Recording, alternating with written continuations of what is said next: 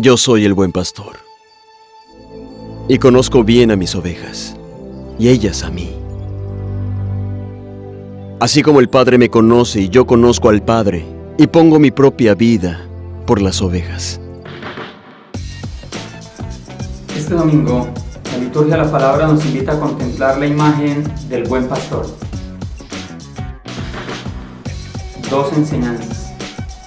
Primera enseñanza, las actitudes del buen pastor. Segunda enseñanza, la actitud de la oveja. Primera enseñanza, las actitudes del buen pastor. Su bondad, su sentido de pertenencia, la comunión indestructible con el Padre y las ovejas. Su bondad. En griego, bueno, se dice de dos maneras, agatos y kalos. La palabra agatos tiene que ver con la bondad moral, pero la palabra kalos tiene que ver no solamente con la bondad, sino con lo bello. Es como cuando decimos que fulanito de tal es una persona bellísima. Cristo no solamente es el pastor bueno, Cristo es el pastor bello. ¿Y qué lo hace bello? La entrega por sus ovejas. Lo hace bello la cruz, lo hace bello el sacrificio, lo hace bello la entrega que ha hecho por cada uno de nosotros. Se ha inmolado. Esa es la belleza del buen pastor. No solamente Él es bueno, el pastor tiene sentido de pertenencia por sus ovejas. Por eso en el capítulo 10 de San Juan, en el discurso del buen pastor, Él dice que conoce a sus ovejas. Mis ovejas me conocen y yo conozco a mis ovejas, dice él. Es decir, se apropia.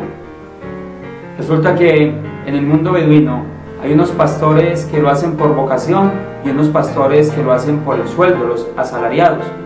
Cristo es el buen pastor por vocación, porque ama profundamente sus ovejas. Él no es un asalariado. Ezequiel afirma que hay unos pastores que se lucran de las ovejas, que viven de ellas.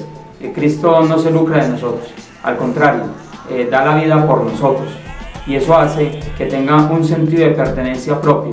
Nos ama hasta el extremo, nos ama hasta dar la vida por nosotros.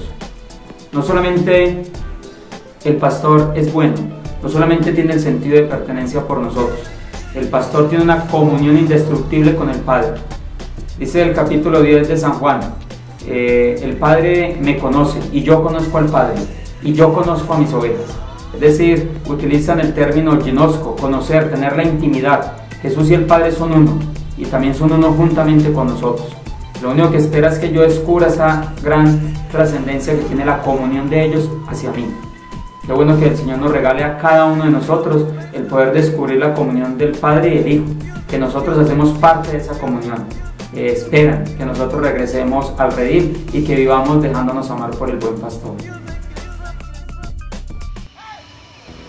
Segunda enseñanza, la actitud de la oveja.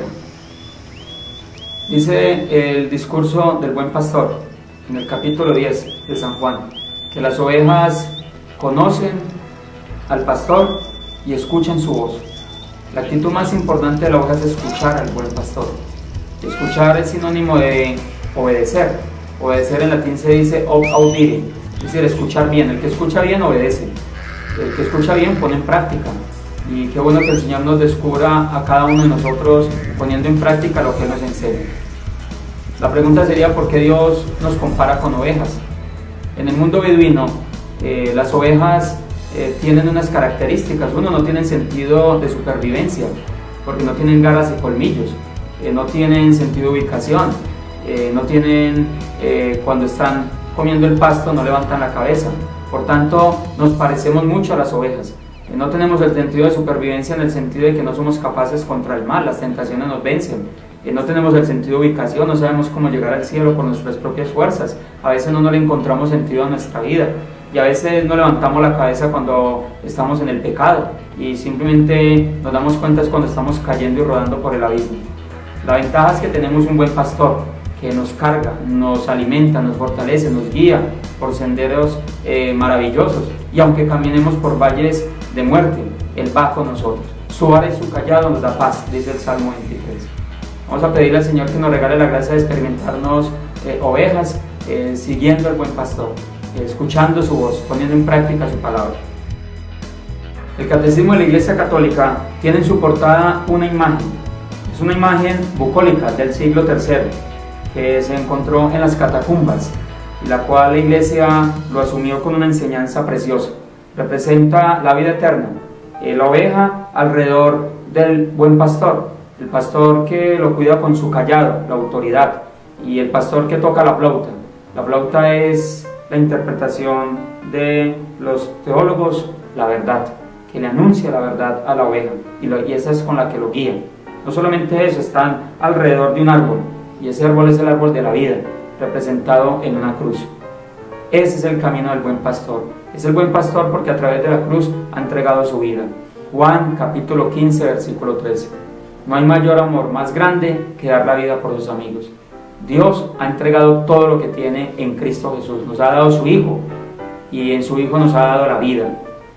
Dice el himno precioso de Lope de Vega: pastor, que con tus silbos amorosos nos has despertado de nuestro profundo sueño, y que has hecho de esa cruz el cayado. Qué bueno que el Señor, a través del pastoreo, nos bendiga y nos acompañe siempre.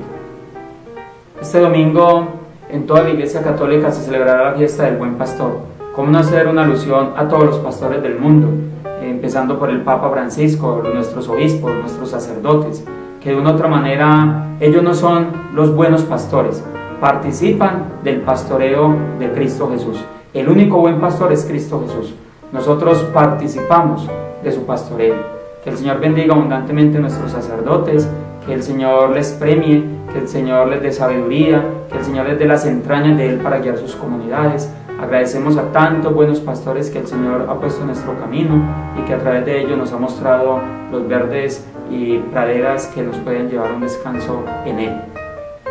Gloria al Padre, y al Hijo, y al Espíritu Santo.